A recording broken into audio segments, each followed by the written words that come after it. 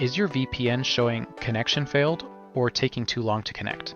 Try these settings, they may help. First, open your VPN app.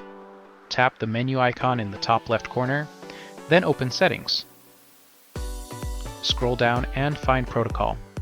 If it's set to UDP, change it to TCP. On some networks, TCP is more stable and may connect better. Next, find Ad Blocker DNS and turn it off.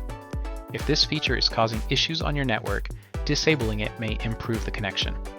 Now scroll to Advanced MTU. Leave it at 1300, or if you're still having connection problems, try 1250 and test the VPN again. After changing these settings, go back and try connecting.